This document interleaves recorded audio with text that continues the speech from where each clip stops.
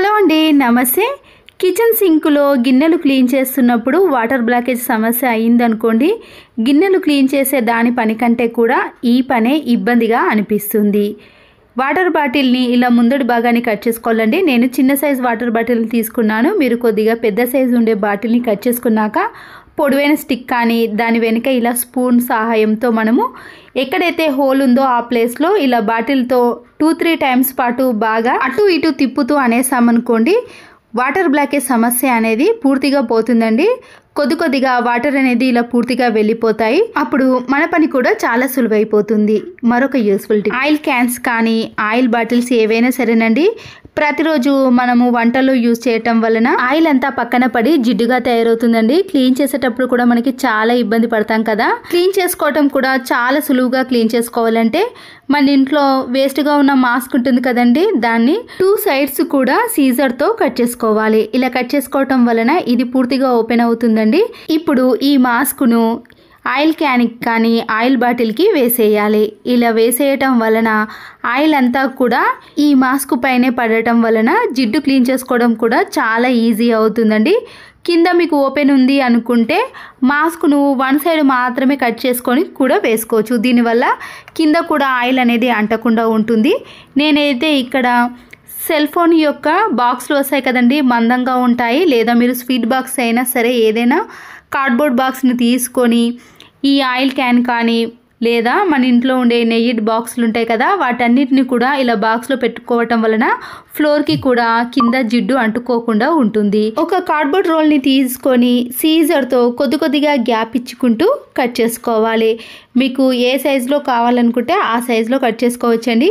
నేనైతే ఇక్కడ ఇలా చిన్న సైజులో కట్ చేసుకుంటున్నాను. ఛార్జింగ్ వైర్లు కానీ ఇయర్ ఫోన్స్ వైర్లు కానీ ఏ వైర్లు అయినా సరేనండి, వాటిని నీట్గా మడత పెట్టి మనము కబోర్డ్లో కానీ సెల్ఫ్లో పెట్టుకున్నా కానీ స్పేస్ అనేది ఎక్కువగా తీసుకుంటుంది కదా.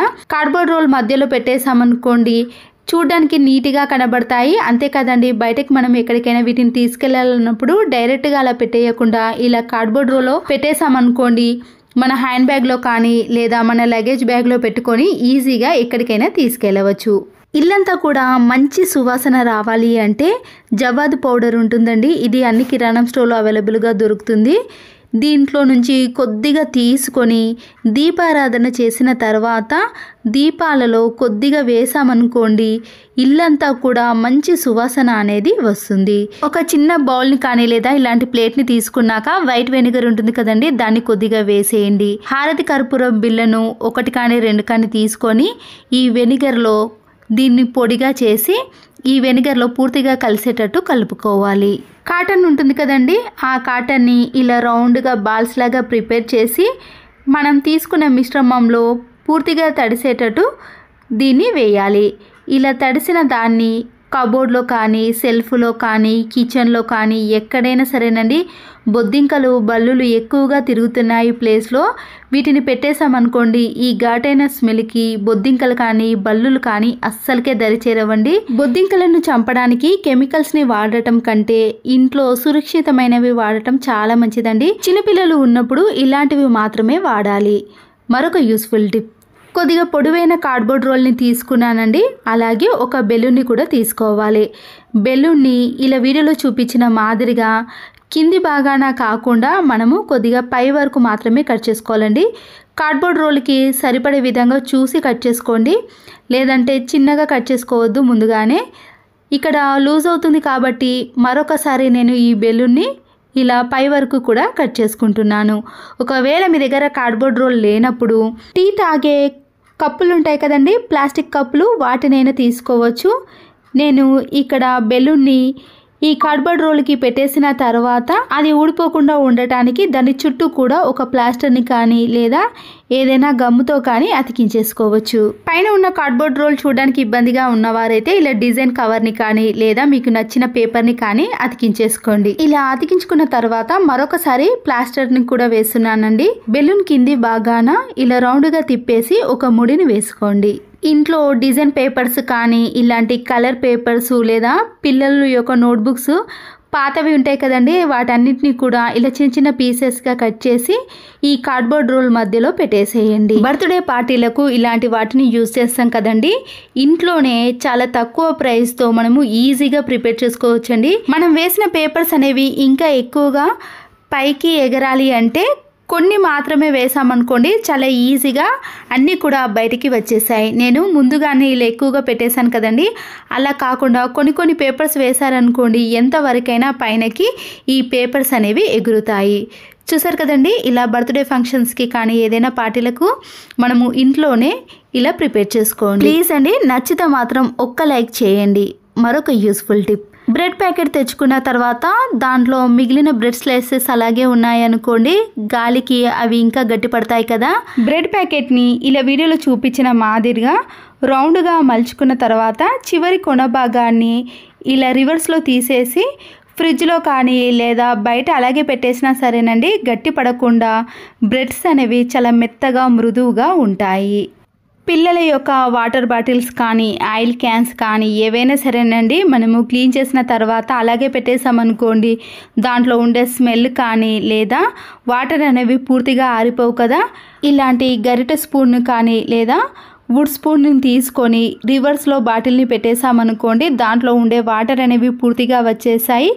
ఏదైనా స్మెల్ ఉన్నా కూడా పూర్తిగా పోతుంది. మరొక యూస్ఫుల్ టిప్, కొత్తిమీర కానీ పుదీనా కరివేపాకు ఆకుకూరలు ఏవైనా సరేనండి, ఇలా కాడల వరకు సీజర్తో పూర్తిగా కట్ చేసుకొని, కాడలు ఇంకా ఎక్కువగా ఉన్నాయనుకోండి మరొకసారి సీజర్తో చివరి భాగాన కట్ చేసుకొని దాంట్లో ఉన్న వేస్టేజ్ని అంతా కూడా ఇలా తీసేయచ్చు. తర్వాత మిగతా కొత్తిమీరనంతా కూడా సీజర్తో చిన్నగా కట్ చేసుకున్నాం అనుకోండి, కొత్తిమీర అనేది ఎక్కువ రోజులు ఫ్రెష్గా స్టోర్ చేసుకోవచ్చు, త్వరగా పాడవకుండా ఉంటుంది.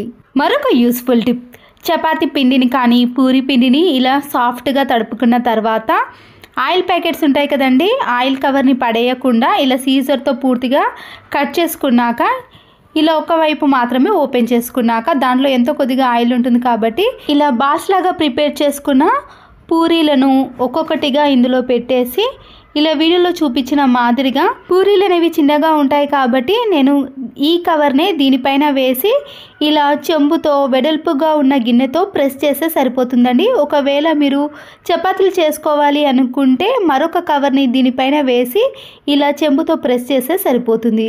చూసారు కదండి, పిండి చల్లాల్సిన అవసరం లేకుండా చపాతీ పీట కానీ చపాతీ కర్ర కానీ ఏది అవసరం లేకుండా ఇలా ఒక గిన్నె సహాయంతో ఎన్ని పూరీలైనా చాలా తక్కువ టైంలో ఎన్నైనా చేసుకోవచ్చు. చపాతీలు చేసేటప్పుడు కానీ పూరీలు చేసేటప్పుడు పిండి పైన చల్లుతూ చేసాం కదండి, డీప్ ఫ్రై చేసిన ఆయిల్ అనేది ఫ్రెష్గా ఉండదు కదా, మళ్ళీ దాన్ని టీ జాలితో కానీ టిష్యూ పేపర్తో కానీ సపరేట్ చేసుకుంటాం కదా, అలాంటి అవసరం ఏది లేకుండా ఆయిల్ అనేది చాలా నీట్గా ఎన్ని వేయించినా కూడా ఫ్రెష్గా ఉండాలన్నా కూడా ఈ టిప్ అనేది యూజ్ అవుతుంది.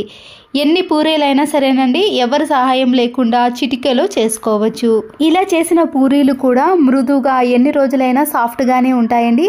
చేయరాని వారు కూడా ఈ టిప్ సహాయంతో అవలీలాగా ఎన్నైనా చేసేయచ్చు.